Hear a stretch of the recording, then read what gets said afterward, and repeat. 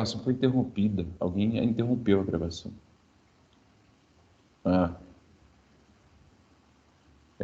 Ô, moçada, alguém conseguiu assistir o vídeo Mulheres de Atenas, do Chico Buarque? Sim, não, não, sim. Vocês estão me ouvindo?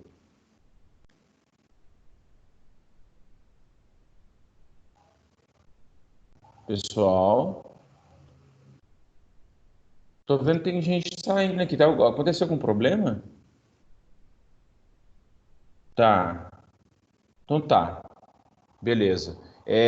Então é o seguinte, daqui a pouco eu vou passá-lo, tá? Se der tempo, eu vou passar o vídeo novamente. Mas eu também vou deixar disponível lá na pasta da postagem de hoje, esse vídeo aqui, porque tem coisas muito interessantes, tá?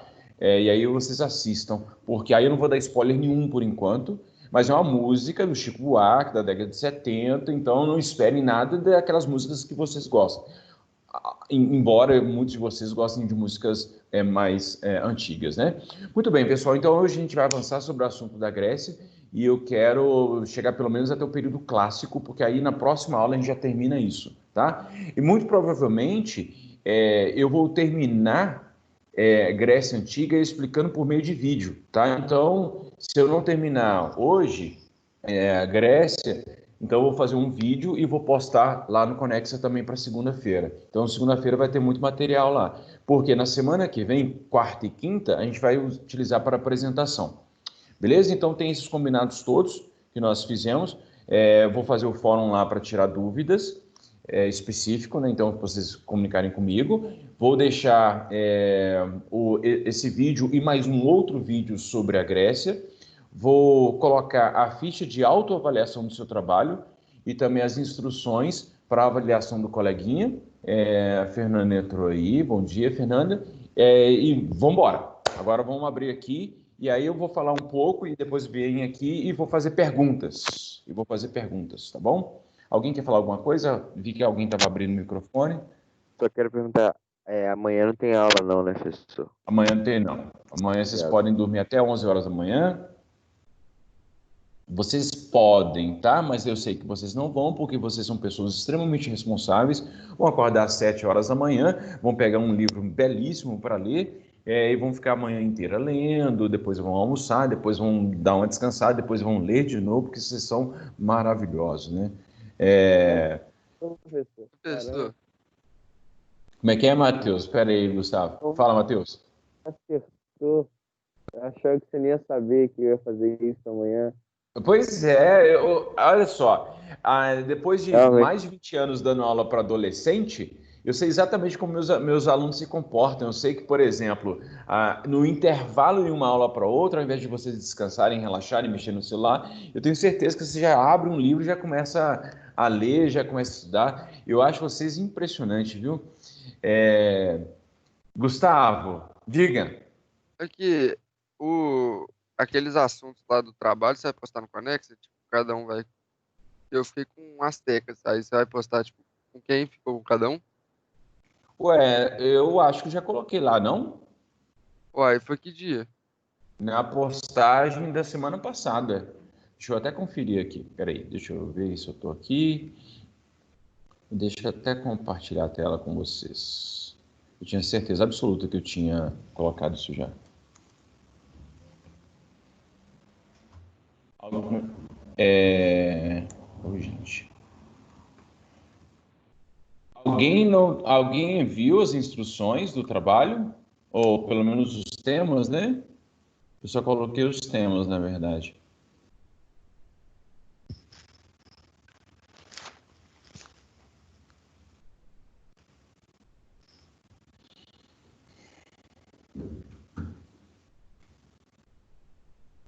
Deixa eu ver aqui, primeira série.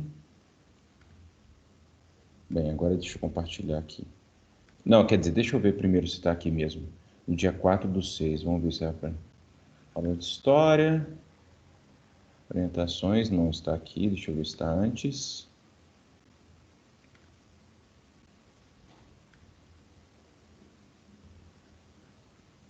Ixi, não, ou eu coloquei no dia 8.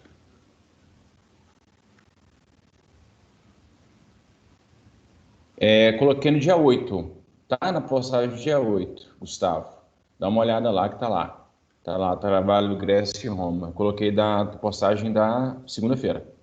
Tá bom? Porque eu não podia postar material a mais quando a gente combinou. Então tá no dia 8, tá? Mas eu vou republicar isso com mais instruções específicas. Então fiquem atentos. Tá bom? Beleza, Gustavo? Tranquilo, valeu demais.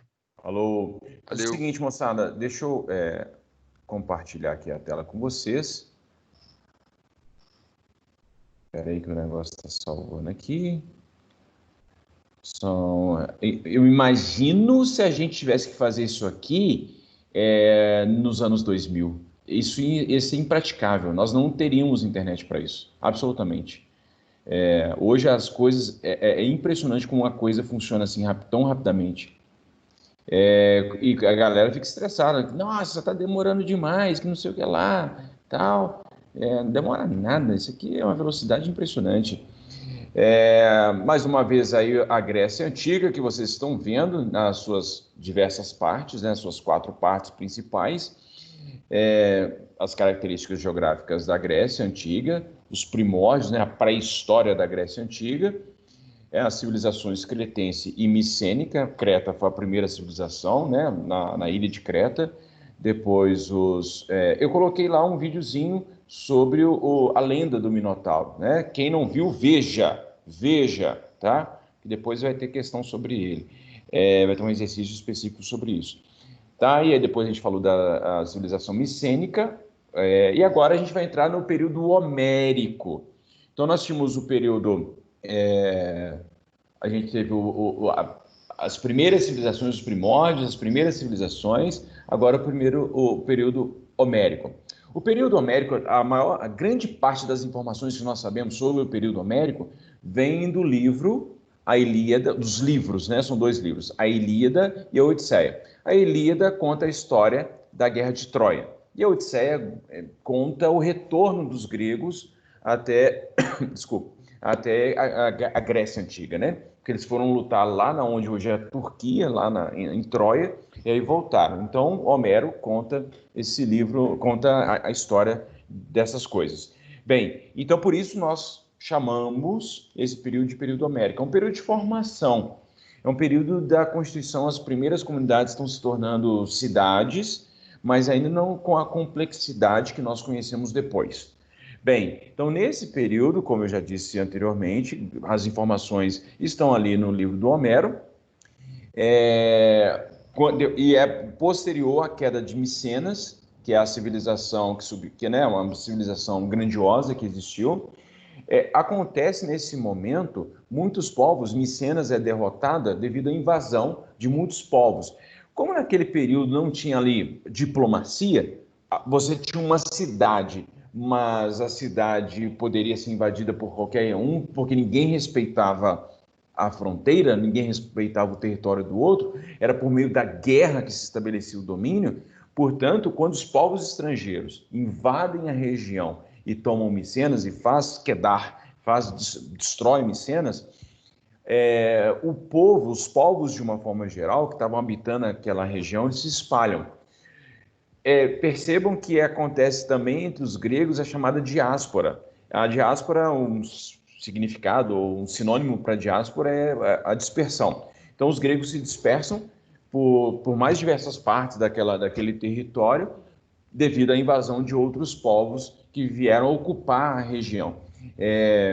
Nesse momento em que, depois da primeira diáspora, depois da primeira dispersão, começa a se formar uma sociedade tribal. Perceba que Grécia Antiga ela é bem diferente de outras civilizações. Por quê?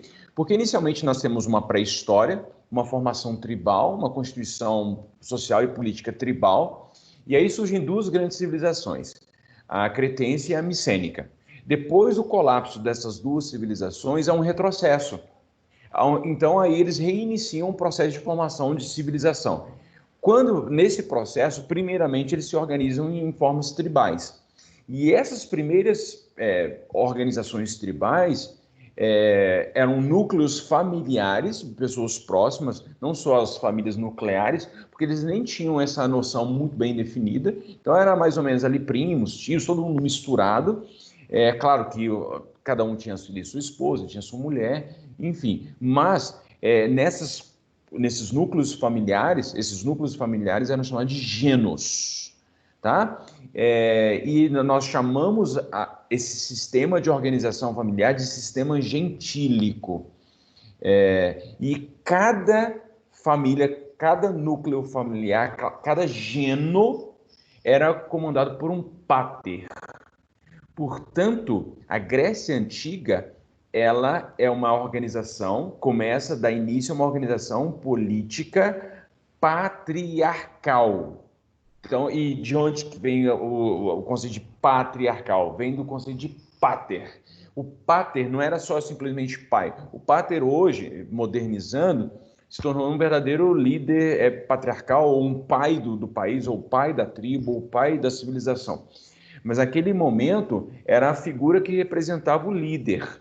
E aí, no final das contas, se confundiu. O uso político se confundiu com o uso familiar.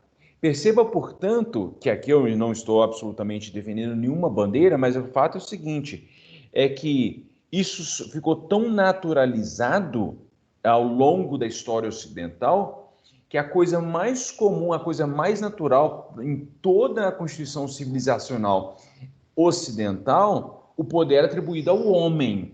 Ao homem. Então, isso foi naturalizado. E isso durou muito tempo.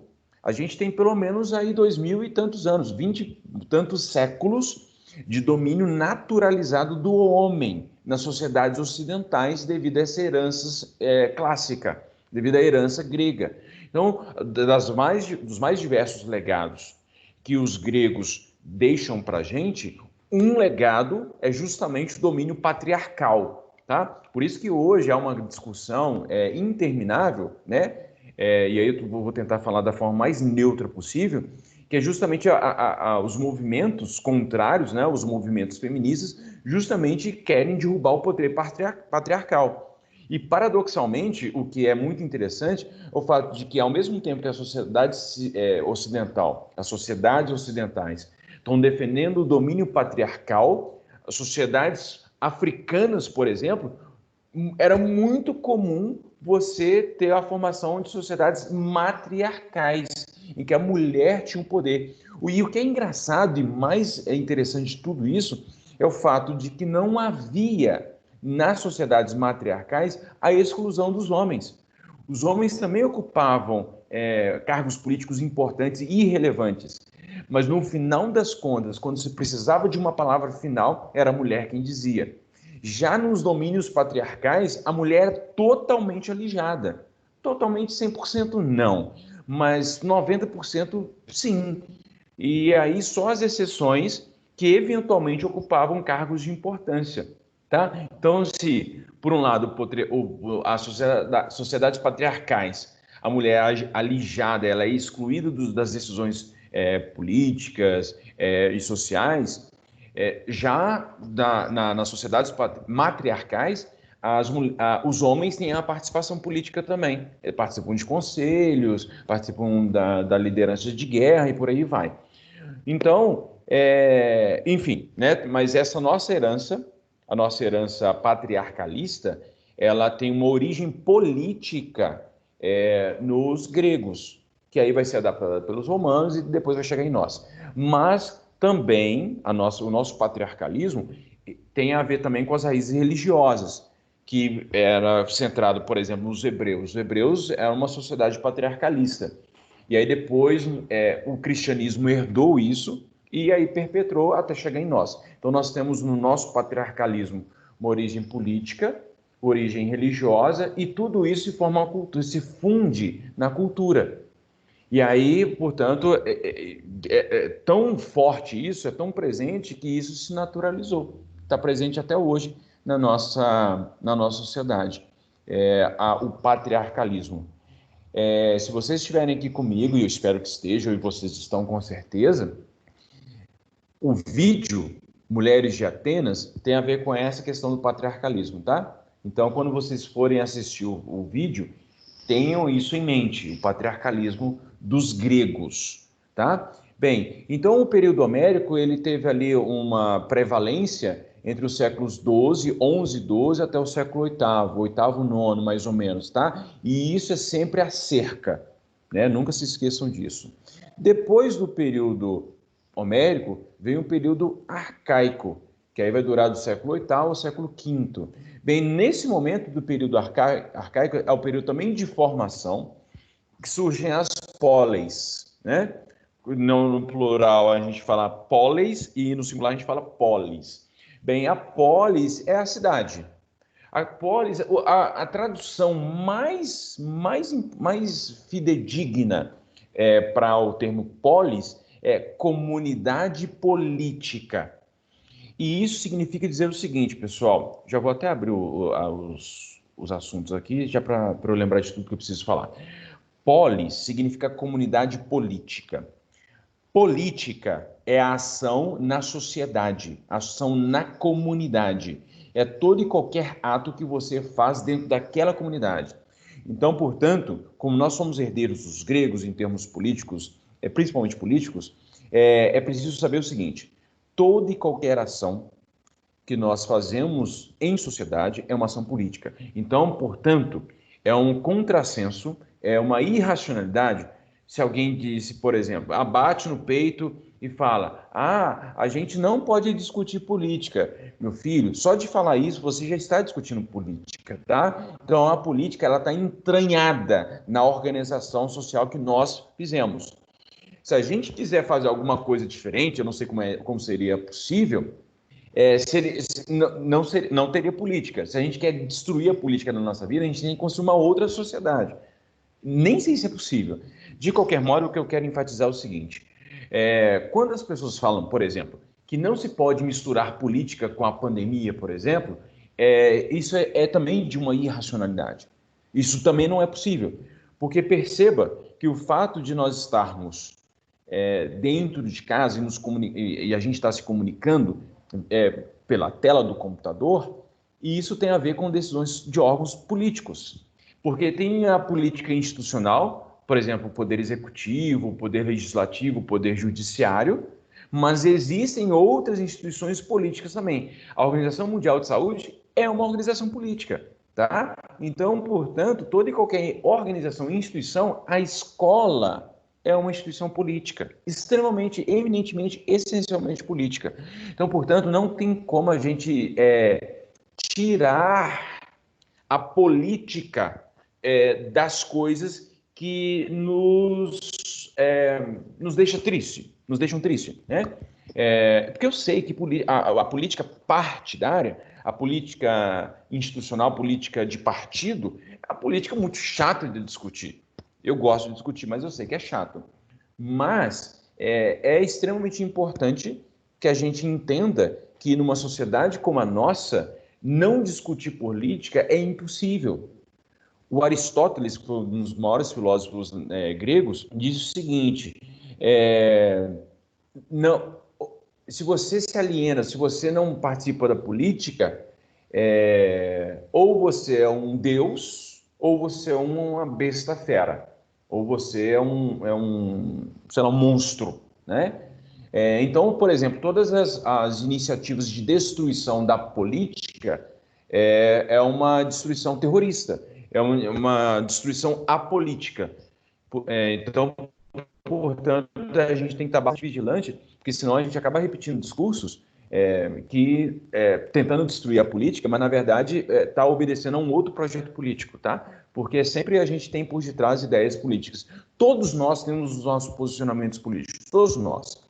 E aí a gente tem, é claro que, por exemplo, numa aula dessa, né, de uma aula de história, que a gente fala muito de política, a minha posição pessoal não precisa ser revelada, mas a gente precisa e necessita de estar discutindo de política o tempo todo, né? Bem, depois dessa minha grande viagem aqui, eu quero mostrar para vocês que a polis ela tem uma organização bem específica, pelo menos as polis clássicas, que são, elas, como não havia uma diplomacia, então elas tinham que ser fortalecidas de alguma forma, elas tinham que estar protegidas. Então, o que os gregos fizeram? Devido à irregularidade do terreno, eles escolhiam um lugar alto para se protegerem, porque quando os inimigos viessem, eles tinham ali uma fortificação para facilitar a sua defesa. Tem um joguinho muito legal. Quem gosta de jogo aí, levanta a mão. Eu gosto muito de jogo, mas eu estou sem tempo para jogar. Eu já fiz umas 3 comunidades lá e eu sempre perco porque eu paro de jogar e, enfim, aí o pessoal fica mandando e-mail para mim e tal. Teve uma época que eu fui bastante, inclusive, produtivo nessa. O joguinho se chama Gripolis. Eu vou colocar depois também, anotem aí, por favor, e me avisem depois que eu disse isso para vocês. Mas é o seguinte, o Gripolis, ele mostra justamente a constituição da cidade, quais eram os templos mais importantes. Seria muito interessante se vocês pudessem jogar, se vocês pudessem, até para se distraírem. É um jogo de construção, sabe aquele joguinho de construção que vocês ficam entrando? Aí cada dia você compra uma tarefa e aí você vai aumentando a cidade. Só que no Gripolis tem uma coisa tem pessoas que invadem a sua cidade e te roubam. E tem também, de vez em quando, você está com a cidade toda bonitinha, no outro dia, quando você abre o computador, a cidade está toda destruída. Vem algum inimigo, porque a sua defesa está fraca, e aí vem e destrói todos. Seus prédios estão destruídos, estão lá os frangalhos. Enfim, se vocês puderem, joguem e entram no Gripolis, tá? É um joguinho bem bobinho, nada demais não tem nada de dificuldade. Eu que sou burro consigo jogar, vocês que são inteligentes e lindos conseguem jogar muito melhor. Muito bem, mas a polis, ela é constituída da Acrópole, né? A Acrópole era toda o local onde se instalava a polis, né? A Ágora, que é a praça pública. Hoje, as nossas ágoras, vocês viram isso em filosofia, mas a Ágora hoje é o Facebook, por exemplo, são as redes sociais, são os lugares de debate político. Naquele momento, os cidadãos todos,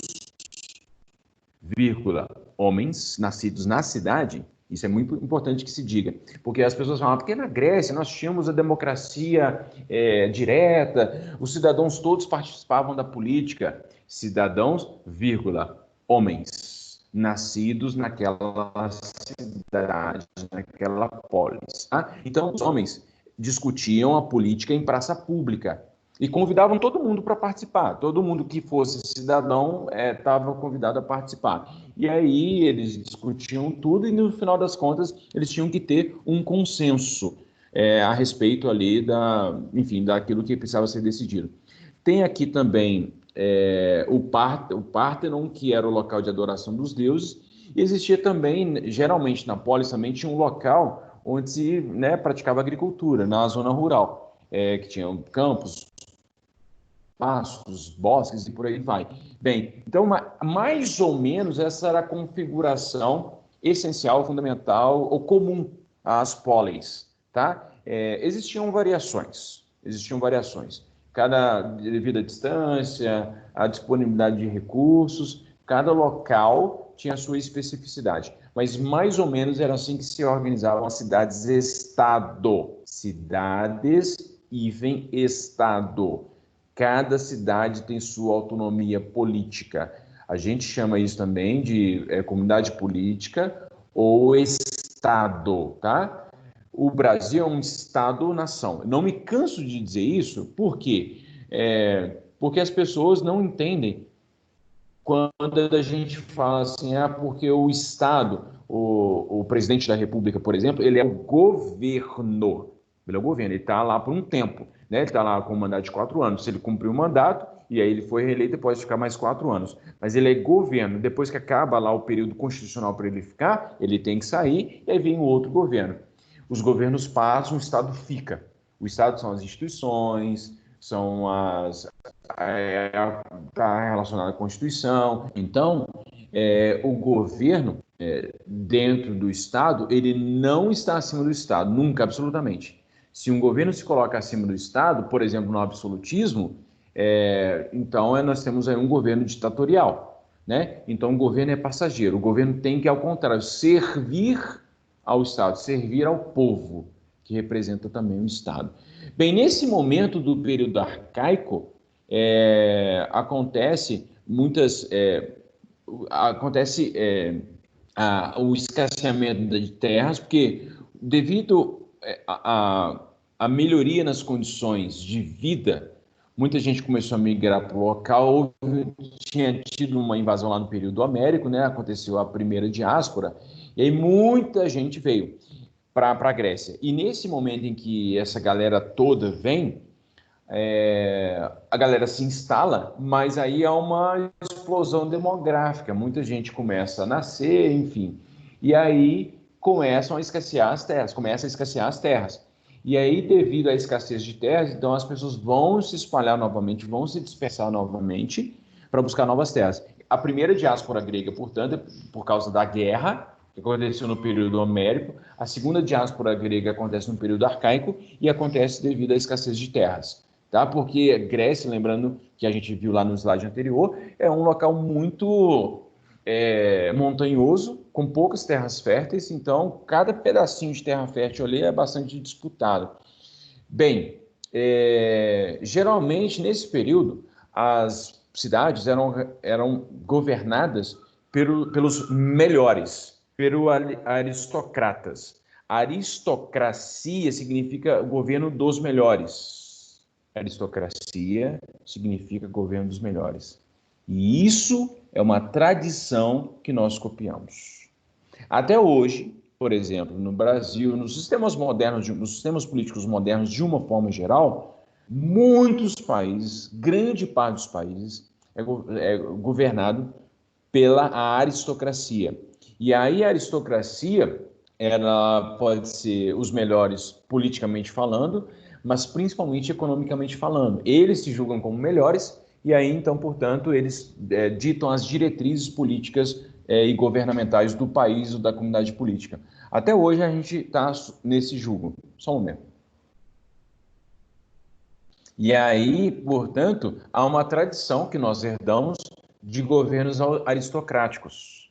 Bem, aí você pensa, Edmar, eu não tenho nenhum problema com a aristocracia, eu sou inclusive um aristocrata, tudo bem, não tem problema não. Mas a questão é o seguinte, os sistemas aristocráticos, pelo menos as experiências históricas que nós podemos conferir na história, ele é pouco representativo, ele é pouco plural, e aí acaba que no final das contas, algumas camadas sociais são privilegiadas em detrimento de outras. Portanto, o governo aristocrático, ele é sempre excludente. Ele nunca consegue incluir todo mundo, tá? Bem, em algumas cidades, por exemplo, como Atenas, mais tarde nós tivemos outros sistemas, por exemplo, como a democracia. Democracia significa governo do povo. Demo, povo, cracia, governo, gerência, administração. Então, governo do povo. Então, aristocracia é o governo dos melhores, democracia é o governo do povo, né? Então, muitas cidades foram governadas de forma aristocrática e Atenas, mais especificamente, foi também em período já mais tardio, eles tiveram a democracia. Bem, pessoal, fala comigo aqui.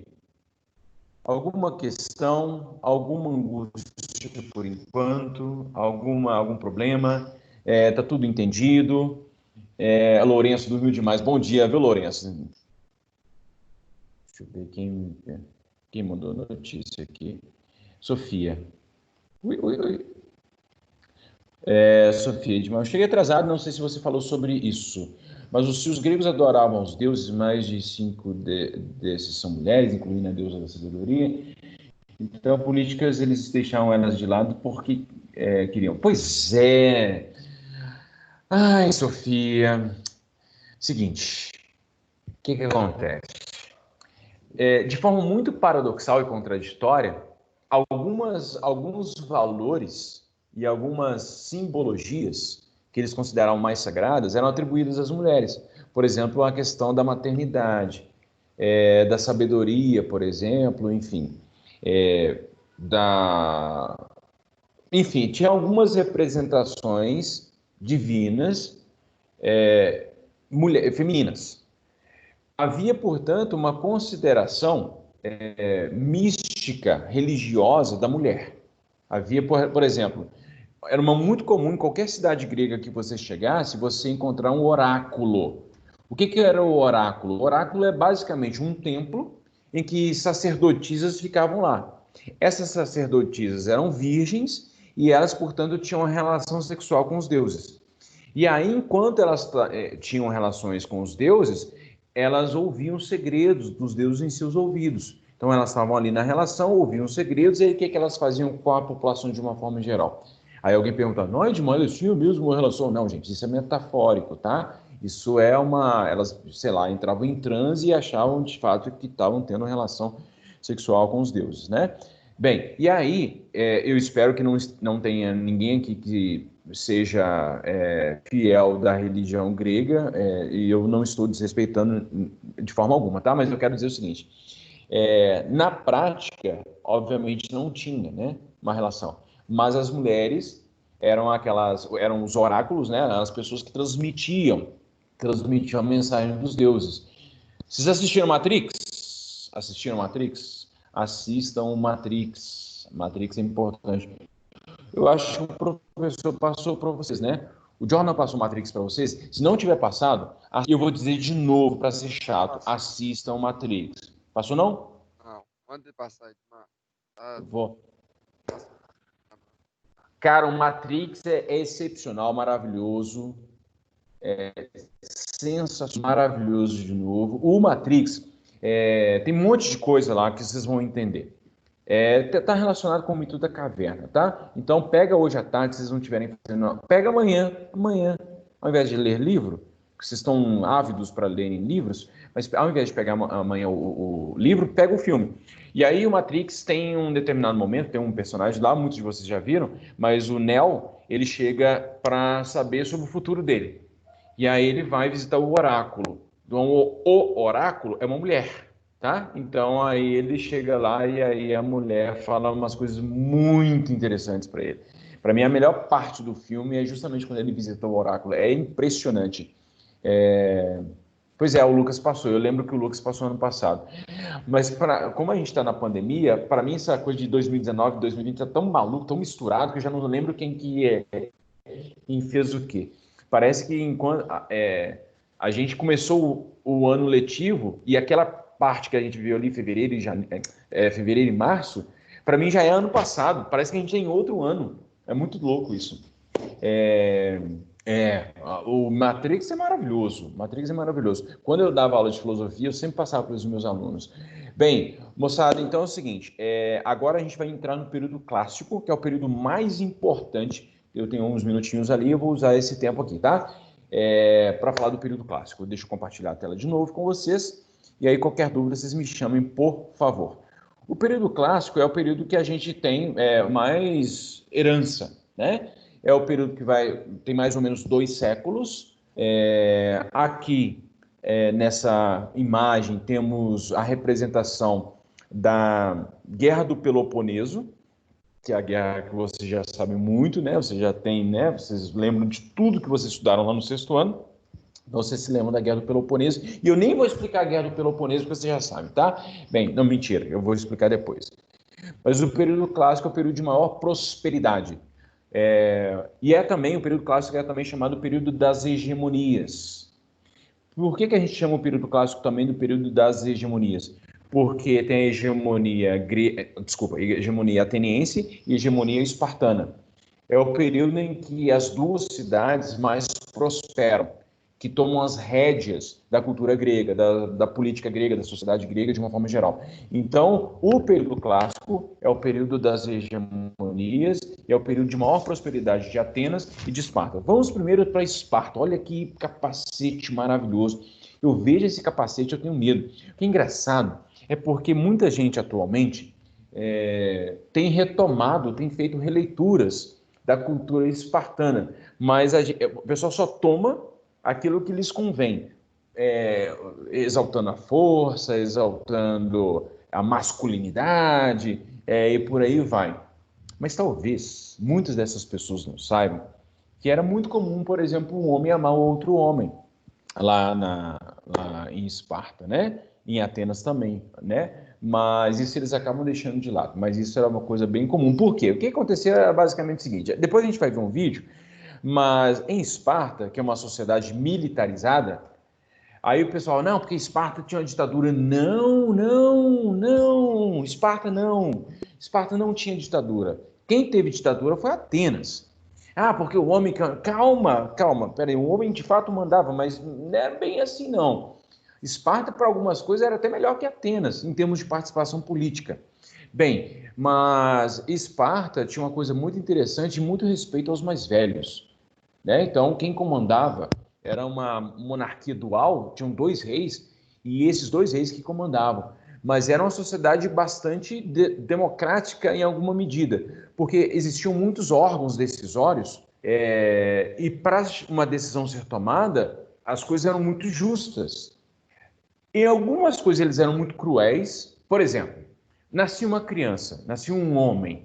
E aí eles pegavam a criança, vinha ali um sacerdote, ali um líder militar, um líder religioso, ele analisava a criança, ver se estava tudo bem com a criança. Se não estivesse tudo bem, ele jogava a criança fora. Infanticídio era muito comum na Grécia Antiga, em Roma também. Mas na Grécia Antiga era muito comum, pegava a criança e jogava. Sim, Gustavo. Em Atenas, e aí, quando eu acho que a criança completava uma certa idade, eles Uhum. pegavam a armadura inteira, mais a espada, e botavam na criança. Se ela não conseguisse levantar, ela era jogada dentro de um buraco cheio de lança no. Tem umas variações das histórias, porque oficialmente que a gente sabe é o seguinte: é em Atenas, desculpa, é em Esparta que acontecia. A criança, com 7 anos de idade, ela é para a escola militar. E a criança ficava na escola militar, tinha iniciação ali, aprendia um monte de coisa, aprendia a bordar, por exemplo, aprendia a fazer coisas, tarefas manuais, mas aí a criança passava por um ritual de passagem. Ali a criança era muito maltratada, dos 7 até os 11, 12 anos, era muito maltratada, tomava porrada pra caramba. E aí depois dos 12 anos que ela passava, que ela demonstrava coragem no ritual de passagem, aí ela para a escola militar mais específica, mais difícil. E aí passava por um treinamento intenso.